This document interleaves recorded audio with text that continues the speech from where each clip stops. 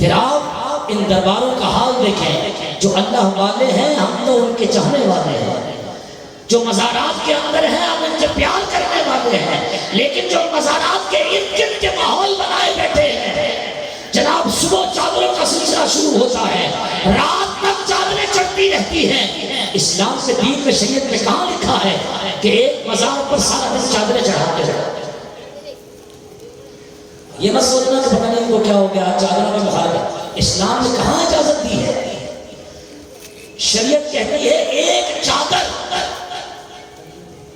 اللہ والے کی قبر پر ہو جو برسا برس رہے، جب تک وہ پھٹ نہ جائے اس چادر کو بدلو۔ ہمارے ہاں تو کاروبار بنا ہے، صبح شروع ہوتا ہے کام اور مزار کے باہر ڈھیروں ڈھیر دکانیں کھول دی گئی ہیں فقط چادریں بیچنے کی، اور ہوتا کیا ہے صبح سے لے کر رات تک مزار پر چادریں چڑھائی جاتی ہیں۔ ہماری جہالت ہے یہ، اور رات ہوتی ہے جب مزار بند ہوتا ہے وہ ساری چادریں اٹھا کر واپس انہی دکانوں پر جا کر بیچ دی جاتی ہے۔ اور بھائی اسلام یہ نہیں ہے، دین یہ نہیں ہے، اہل سنت و جماعت یہ نہیں ہے، یہ ہم غلط رستوں پر نکل گئے ہیں۔ مزارات پر چادر ہو اس کا انکار نہیں ہے، لیکن ایک چادر ہو جس سے پتا چلے کہ یہ عام نہیں ہے، یہ اللہ والا ہے۔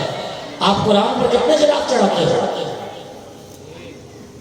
بے وقوف ہوگا جو خلاف پر خلاف خلاف پر خلاف خلاف پر خلاف خلاف پر خلاف، کیا بولیں گے آپ اس میں؟ قرآن پر خلاف چڑھاتے کیوں ہو بھائی؟ ہے جی مثال دے کر سمجھاتا ہوں۔ ایک شخص کسی بچے کو بھیجتا ہے، جاؤ لائبریری میں سے قرآن رکھا ہوگا کتابوں کے بیچ میں، وہ اٹھا کر لے آؤ۔ وہ بچہ لائبریری میں جاتا ہے، کیسے دیکھے گا کہ قرآن کون سا؟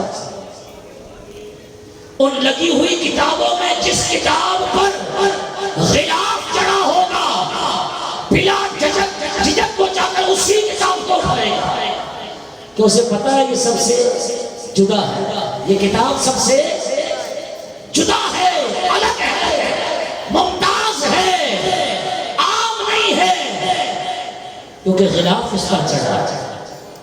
وہ فوراً اسی کو اٹھائے گا جس پر غلاف چڑھا ہوگا، تو جب کھول کر دیکھے گا اسے پتا یہ قرآن پر غلاف چڑھا ہے جی۔ تو ہم مزار پر چادر چڑھانے کے منکر نہیں ہیں، لیکن اس کو فرض اور واجب بھی نہیں سمجھتے۔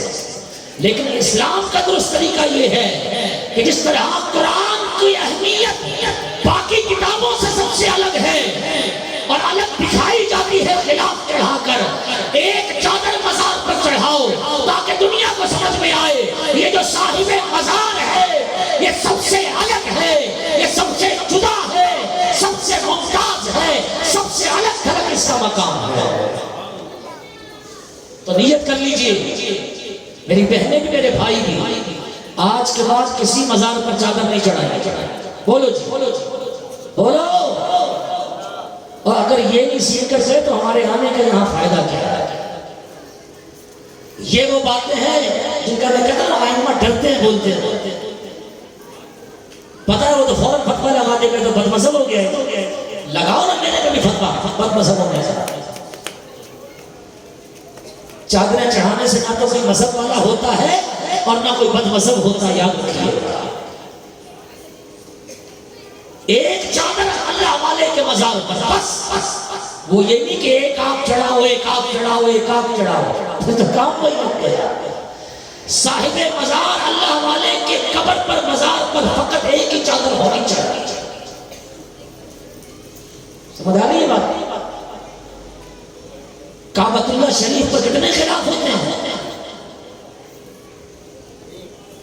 بولو نا یار، ایک ہوتا ہے، کون چڑھاتا ہے کعبے پر ہزاروں خلاف؟